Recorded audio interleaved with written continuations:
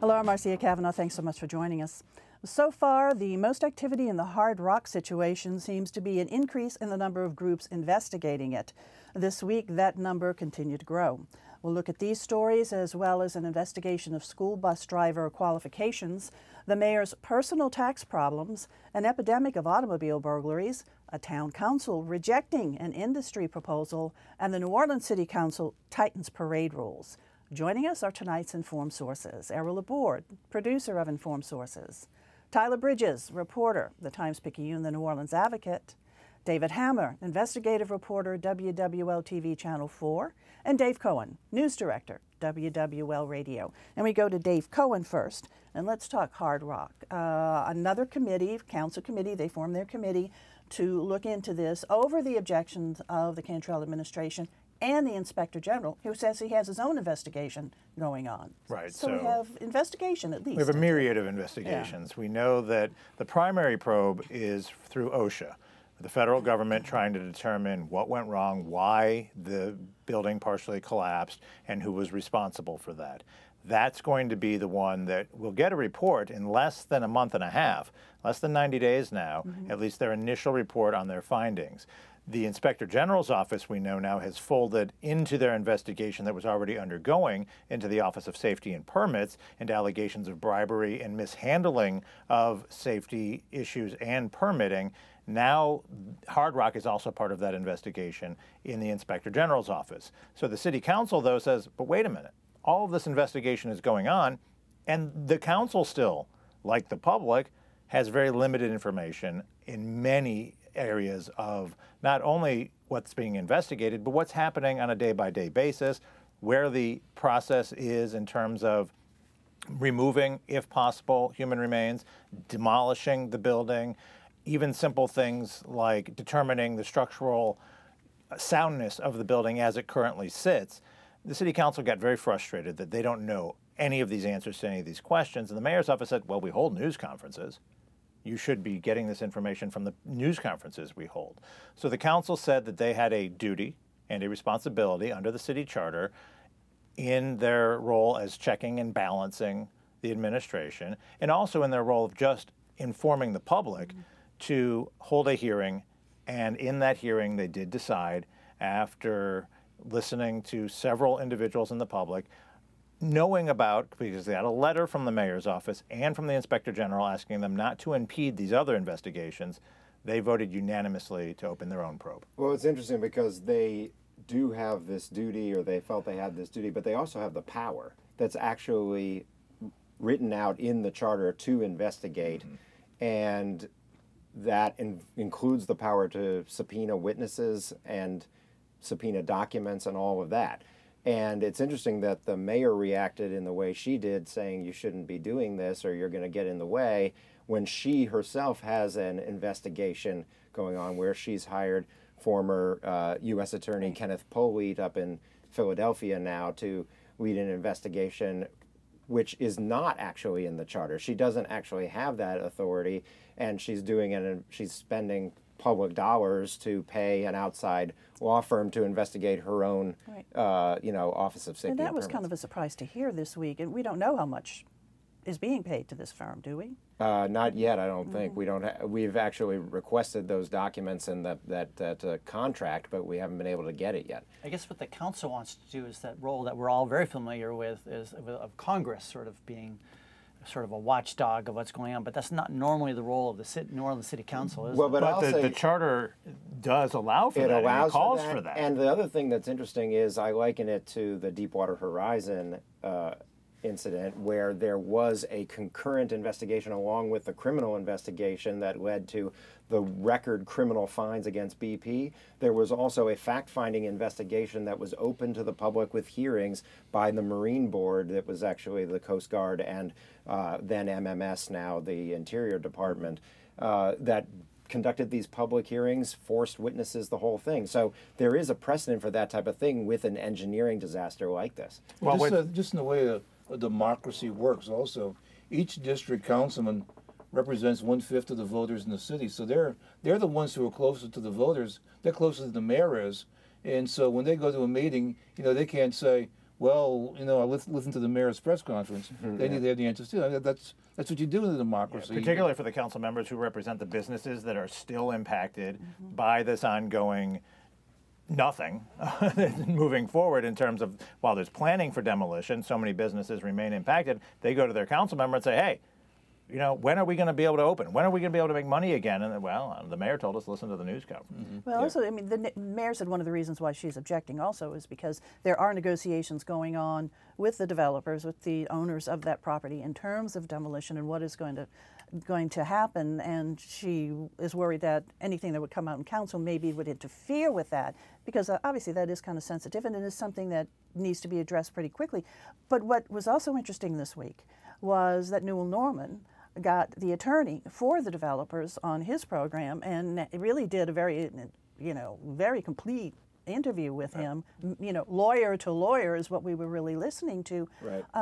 And we heard the attorney say, well, but we are not building it 1031, and which confused a lot of Actually, people. more so you're hearing sheriff to lawyer. That could be a little bit more worrisome, and right? he pointed out correctly that two parts of the actual construction team, the builders, Citadel Builders owner, Denzel Clark, and the owner of All-Star Electric, the electrical contractor, Todd Trosclair, are part owners of the development company.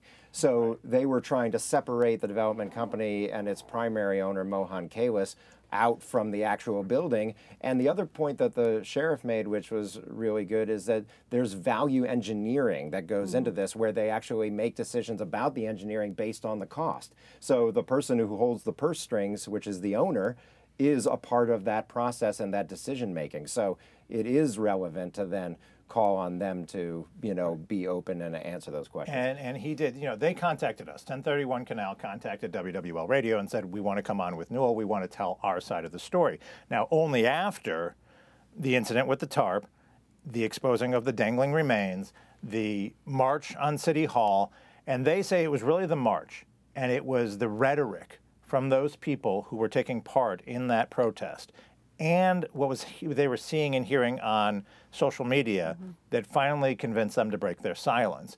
They were receiving threats against the principals, against the Kalis family, against individuals of 1031 Canal, and they felt like they were being misrepresented in that they weren't doing anything because they were saying the city has taken control of the building. But here's the thing, the Monday, it collapsed on a Saturday. That Monday I went to see Mohan Kalis at his office and he ran away. So it's not like he's not being given the opportunity to talk about this and tell his side. Right, but they had ample opportunity. Yeah, Kalis didn't show up himself, of course not. Right. But they had ample opportunity before that, but it was only after they felt like the accusations were that they were doing nothing. They also raised the specter that there were race-based or ethnicity-based threats against Kalis and his family as a result of the perception that they didn't care about these dead bodies inside the building. So I think a lot of their motivation was to come out and try to settle some of that furor and say, we do care. We do want to remove the bodies, but we can't. We didn't know until the attorney came on the program that they had hired a paramilitary team who had been in Iraq and Afghanistan that came in, and their goal, and they were willing to do so, was to go into the building and do whatever it took to get those remains out.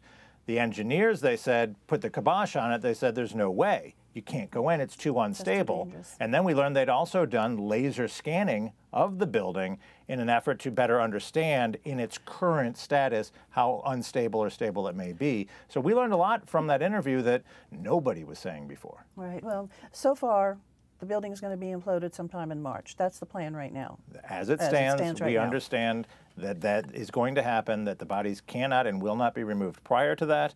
And we will see from this point forward how much of a head this comes to between the mayor's office and the city council, because the city council is moving forward. They're holding hearings. Right. The mayor's office says no one from the administration will take part. So if they subpoena the fire chief, if they subpoena the director of Homeland Security and Emergency Preparedness, if the mayor then says, they're not coming, Now we got the courts involved. It could just be a really big, ugly fight over an already ugly situation. Well, a very ugly and very sad, tragic situation. Okay, Dave, all of you guys. All right, let's move on to now your story, David, about school bus drivers. You're finding out for the Orleans Parish and the charter systems, a lot of them weren't certified to drive. Right. I mean, I started out a year ago looking at the buses themselves, the safety issues with the buses, because this is this system that used to be centralized under the Orleans Parish School Board running the school buses, and then after Katrina, it went to this gradually to this all-charter system, and now it's being done by these individual charter companies. And they're hiring private operators to run the school buses for the public schools. And what I found after gathering over months the names of almost 500 school bus drivers, that 1 in 5 were operating this past semester without the proper permits.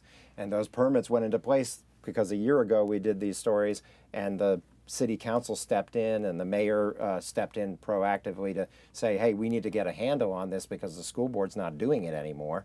We need to make sure that these buses and the bus drivers come through the CPNC process that governs taxi cabs and tour buses and things like that. They have to come in and get inspected and go through training and have background checks and the whole thing. And we gave them 3 months to get the mid-November numbers, and like I said, 1 in 5 were not in compliance. And now just today we're learning from the city, they checked those 95 names and they found only 19 of them have actually subsequently come through the process and been permitted. Since November. Since November. And the reason why since November is because the paperwork is slow to come, because the cyber attack has sort of stymied anything electronic. I was not able to get updates after November because that early December cyber attack did mess up their computer system. Now the city says that they've continued to process permits with no delay through paper, but it took them a while, and they didn't meet my deadline for the first story last night to tell me what the most up-to-date data is on those 95. But like I said, most of them, in fact 5 of them, were rejected for permits because they had criminal backgrounds. I was going to say, couldn't it be, though, that many of these who are not permitted did not even go through the process knowing that they'd be rejected? They know if they have a criminal background, and like the horrific crash of that bus flipping over on the I-10 that brought so much more to light, there was a driver who had no business being behind the Right. wheel. I mean, that was Chad Rodney driving for Hammond's Transportation, and the school was James Singleton Charter School at the Dryads YMCA. And he went through the process, tried to get a permit, rejected because of a cocaine conviction that same year, 2019. And they put him on the bus anyway. He was driving those kids, and they had the background check on the records that they provided to me from James Singleton, but they thought, well, he's got a CDL, a commercial driver's license, and didn't even bother to check if he had gotten the proper city permit. So Dave, there are no public employees, school bus drivers? It's all hired out. Correct. Well, first of all the schools are being run by private entities that are acting on behalf of public boards, and then they subsequently hire out to private school bus operators, and then there are a lot of subcontractors then who are providing, and that's why this is such a fractured system and so hard to keep a handle on. Does the school board have any jurisdiction over this? Well, it's interesting because at the beginning of this a year ago when I first did my stories, their reaction was, well, that's a contract between the schools and their bus company. We're out. And then over the course of the year, as these problems kept cropping up and we kept doing stories, they started taking a more active role, saying, oh, okay, we're on top of it. We're doing spot checks. We're doing this. And now, as of this month, they've taken a little bit stronger stance, and they've sent letters of non-compliance to 13 different schools that did not have their buses up to code. And they say they're going to stay on it. And now Henderson Lewis, the superintendent, says they're going to try to really figure this out and get deep into it in a way that they hadn't previously. Well, we know New Orleans has been a lab for this concept of farming out all public schools to private charter operators. Received a lot of accolades in educational circles all around the world. But as they continue to go through the process, you find out that there are other issues that have never been confronted by any school district anywhere before that now they have to figure out. And now one of the things I'm going to talk about in tonight's story, second piece, is will the school board go back to running the bus system? Because that's not unheard of, where there's a school board in Dallas County, for instance, that runs the school buses but doesn't actually have direct oversight over the schools. Okay, and of course it's an issue now with all these charter schools. Kids are no longer going to that school necessarily on the corner of their block. They're going sometimes for clear a difficult across town. system to organize too, because they're going all the way across Right. town. All righty, David, thanks a lot. We're going to go over to Tyler right now. The mayor's really not had a particularly good couple of weeks. I mean, she's come under fire with Hard Rock, and now revelation of her and her husband owing $95,000 in back taxes, liens on their property. Yeah, we got to give credit to Lee Zurich for breaking the story. But yeah, there's a history of her and her husband not paying their taxes, and then the $95,000 federal or IRS lien against their house. And this originally came up in 2017 with the issue of her credit cards that was dug up by her opponent, that she owed money and she paid some of it. But she was using her public credit card for right. personal reasons and to fund her campaign. She paid some of that money back. Yeah. Right. But the issue of the lien, too. Yeah, it's a separate issue with not paying the taxes. And she did hold a press conference today. It was apparently called to be able to answer some of the questions, and that's all she did, is she only answered 4 questions. She left a lot of unanswered questions, but one thing she did say was that she and her husband had paid $60,000. When they paid that, and whether that reduces the $95,000, let's say, to $35,000, or was an additional money that she owed, that's not clear. So it's kind of an interesting pattern here with this mayor, and I think this is something you've observed too, is that we don't really get full answers, not full transparency. Look at what's going on at the Hard Rock Cafe and with the city council that you were talking about, their concerns, and we're not getting full answers from her about these taxes either. And her initial reaction, I think, is the thing that caused people to react strongly, was that she said it's a shame, or whatever her terminology was, that this is being made public. When in fact this was always public. Like Tyler said, there was reporting on it by us and others back in 2017 with the liens, and it's a public record. It's in the land records of the city of New Orleans, and anybody can look it up. So as those liens add up, we can see those. And so the idea that we're making something public that should be kept private or hidden is just not true. Well, she posted to social media, she said, quote, "It's very painful for this news to be made public." Right.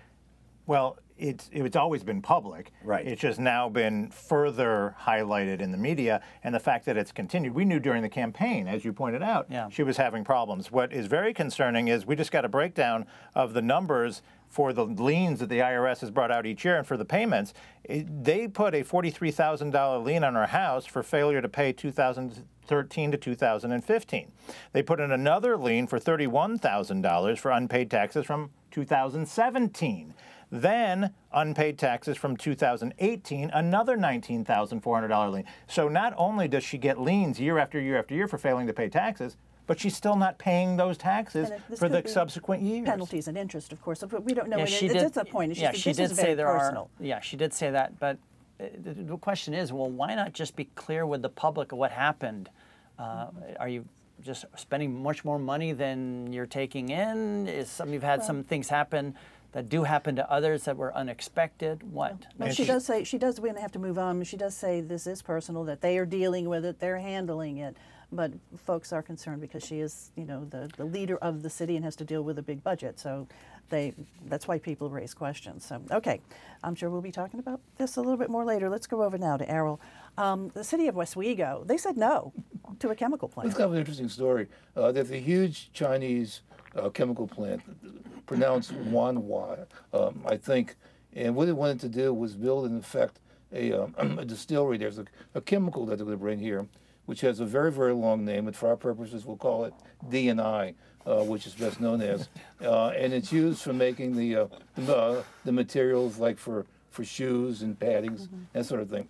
What was interesting about this story is that it's not unusual for a small town to reject a big plant. That happens fairly frequently. I mean, some small towns want them, but some don't. It's kind of like a not in my backyard thing. But what I think is unusual is the way it happened. I think we give credit to Chad Calder from The Advocate, but in his reporting he was saying this meeting that night was supposed to be a long, probably all-night meeting, and then a couple of the councilmen were just listening, and they started passing notes to each other, saying, "Hey, I'm ready to vote no." And so just on their own, just passing notes, they realized they all wanted to vote no. And so like 2 hours into it, they just changed the order, and they voted, and the thing was out. Well, this got a lot of national attention the next day. It really became sort of like a victory lap, like from various environmental groups. This small town takes a stand. So it was just an interesting story. The plant would have been pretty much across the river from Audubon Park, and the people from the plant. It was one guy from Texas who was representing the plant, and he assured that there wasn't any safety hazards, but they didn't buy it. Didn't Wanwa have problems in other parishes already at St. James? They've been to St. James. So this is like about the second and third place that well, they've the crowd that was in attendance, and as well as the council, they just didn't think that the company was answering their questions sufficiently and said, no go. Absolutely. Okie dokie. We're going to keep Hooray on for moving. oversight. Right. Car burglaries. That's still really, really we got some plaguing people out there right now. Got some statistics this week that show that car burglaries are up 50% over last year. And these are and we're seeing more and more of the smash and grab. Used to be, if you locked your car, they said they were just pulling door handles, lock your car, everything was fine. Well, now apparently too many people lock their car for the burglars, so now they're actually breaking the windows to get in and get the valuables. So interesting also is much of the finger pointing has been at juveniles through this entire conversation recently. The statistics show, at least of those arrested, less than half, are juveniles. About 48% of those arrested for these car burglaries are juveniles, which means 52% are adults. The New Orleans police today announced the arrest of 4 adults for a string of car burglaries. We're not sure how many yet, but they're still working on putting that together. What I found most significant about that announcement from the police chief today was that it was the Tiger Unit that made these 4 arrests.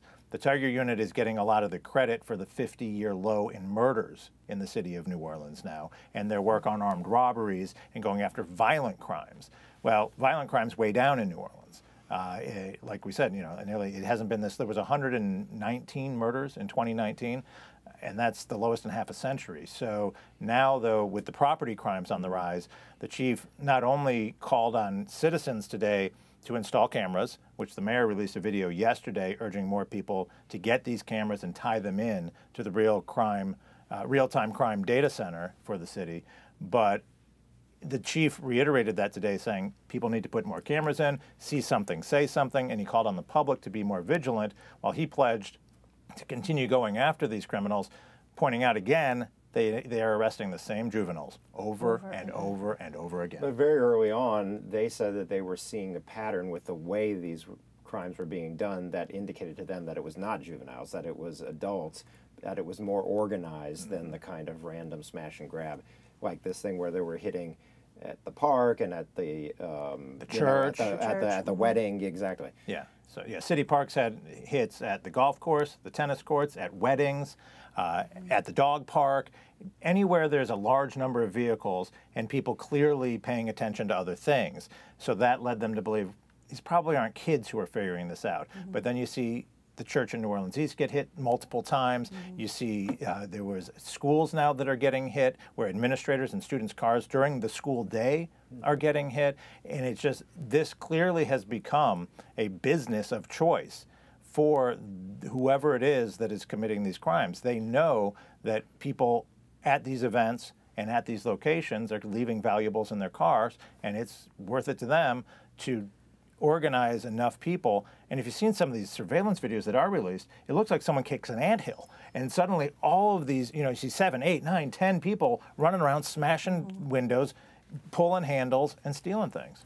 Okay, so they're working on it. Of course, adults, but also juveniles out there too, who they keep arresting and then they get back out in the street. And the juvenile court says they have a plan. They're going to stop releasing juveniles arrested immediately to their parents. If they have an existing case still pending, they at least have to go before a judge. But as we heard from Ronald Surpass, the former police chief now at Loyola, he said a lot of the problem is this criminal justice reform. The effort to reduce the jail population is letting not only at the juvenile level, but the adult level, letting all these people out over and over again. Well, there are those that would commit the same definitely disagree with that too. Yeah, that's okay, what his take is. Let's go move over to something more pleasant. Change in carnival rules.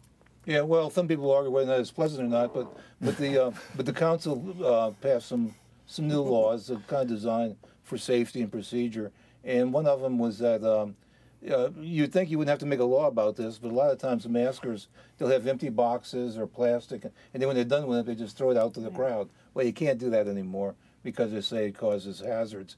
Another thing you see, especially, I know I live in Mid-City near the Endymion route, that you can't lock ladders along public places more than 4 hours before a parade. Some people Ladders go and chairs. and then they'll chain it to a light post. And there've been laws like that before, but they're never really enforced. So you can't do it more than 4 hours. They got people like that by that Thursday who are already doing that, and so that's pretty much. You can't have campers and recreational vehicles within 2 blocks of a parade more than 4 hours. Yeah, no porta potties in the back of a pickup truck. Okay, yeah, the porta within 2 blocks either. But the thing about the campers is one of the explanations they give is that they see it as a safety thing because apparently bad people, I guess, hide in them or something, or what the deal is. But you can't do that more than 4 hours. And the one that kind of, it's just a parade watch that kind of concerns me, is that you can only have 1 marching unit between floats. And crews like Muses, which have a lot of great walking units, and you know, they're known for that, and marching units, I kind of see that as a deterrent to them. But you can only have 1. I guess that's an idea to try to speed up the parade a little bit. Okay, so new rules for Carnival this season. Who's All going right. to enforce it? The police. Police. And it's a hard thing to do. Well, things like, We need to move on, so Okay. but we would hope the police would be enforcing this. But like you said, hard thing to do when they also have a lot of people on the street. Looking ahead. well, last week when we were talking about the whole opening of Jack's Beer, and we're talking about what a great place it is to visit, and the museum, and we said if you want to go there, if you come in from New Orleans or Metairie, you know, take the I-10 and take the Dalman Road exit. Today, the city announced that the Dalman Road exit is closed into April for repairs. So you need to think of a new way to get to So I Dixie. guess that's what Uber is for, or Chef Mature. Tyler. Yeah, so after my 49ers win on Sunday, the thing I'm looking for next week is that the House Speaker, he announced this past week, the most important committee chairmanships and the makeup of those committees. Now we're expecting for all the other committees. Again, interesting alliance between the Democrats and the Republicans in the Louisiana House that elected this Speaker. Interesting to see. David. Tonight at 10 on Channel 4 in the next Taken for a Ride installment, I have a very interesting interview with one of those independent school bus company owners who says my investigating has cost him business and he's got an explanation.